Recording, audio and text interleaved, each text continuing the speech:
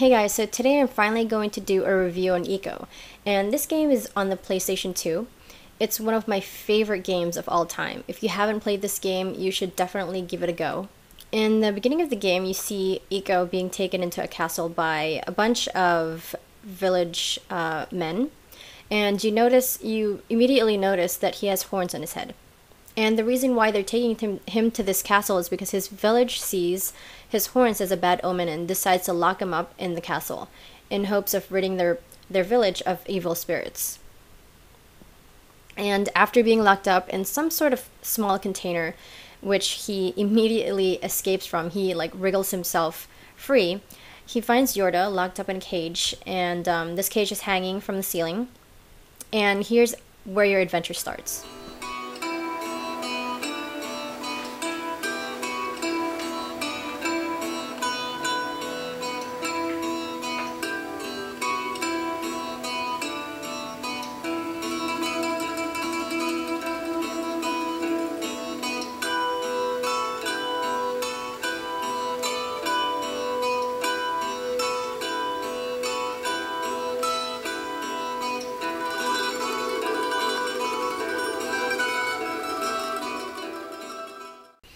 Controlling ICO is pretty easy. You can also pan left and right to explore your surroundings, just to look around.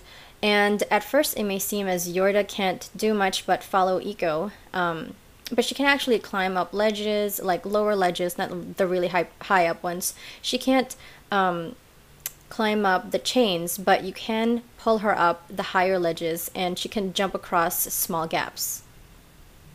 In some areas, she does tend to wander off, especially when you're outside.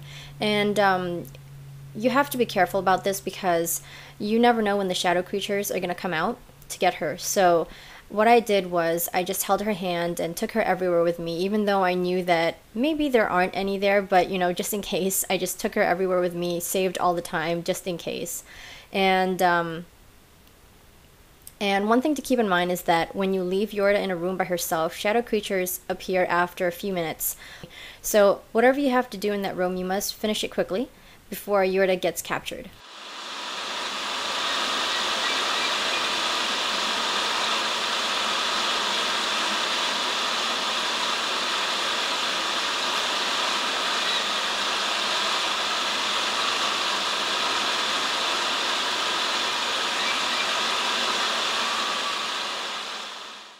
So the areas you go into the game are like large puzzles, and some of them are pretty tricky, but they're not hard at all. All you have to do is look around. Every block can be used. There are chains everywhere, so you can actually look around first and see what you can do in the room before you walk around. And the puzzles are controlled in a sense that you can only solve a puzzle one way. There's no mistakes that can be made. Like if there's a block and you accidentally drop it somewhere else that you're not supposed to drop it in, like stuff like that doesn't happen. And the only mistake you could do is falling from a really, really high ledge and ICO dies. So that's the only thing that can make you start over in this puzzle. But any other way, you can't really make a mistake.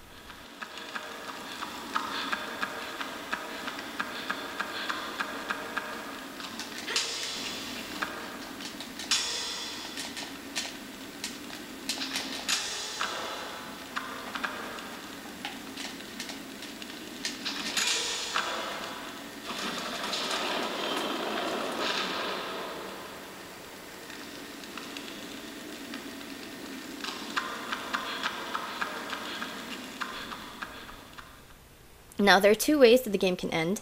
Either ICO falls from a really high place, or shadow creatures suck Yorda into the black hole.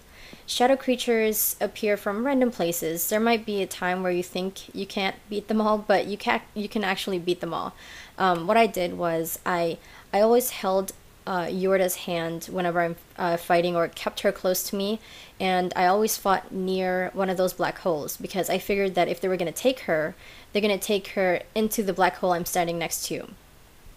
And if they ever take her, I can always pull her out quicker than if they took her to some other location in a higher ledge or something, because in the beginning, the black holes or the shadow creatures only come out in one spot, but then later on in the game they come out in higher ledges, lower ledges, like really far away, so it's gonna be really hard to get to her if you're standing farther away from one, because there is one level that it's really hard to get to her if they pull her away from you and then they go to some distant corner, and it's just really hard to get to her that way.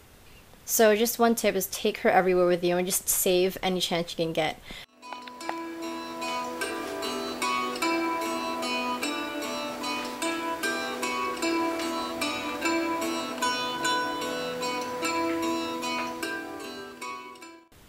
As for the story is very simple, but the relationship between the main character and the damsel in distress is magnificent.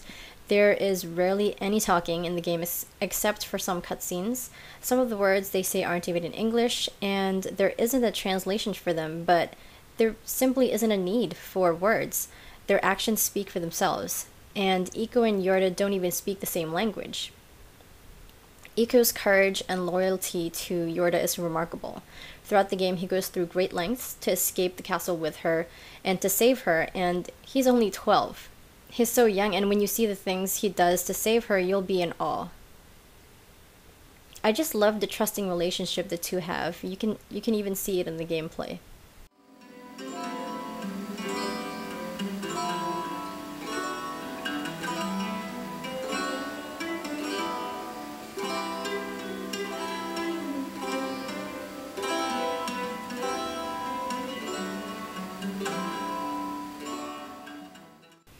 As for the graphics, there are just not enough words to describe how magnificent it is. It's really breathtaking. If you stop to look for a second when you're playing, look around and you can see how beautiful this game is. I found myself wishing I could actually go there or live there. It's that amazing looking. Even the surroundings pull you into the game. The birds chirping in the background, the sound of the water, everything adds up to the experience.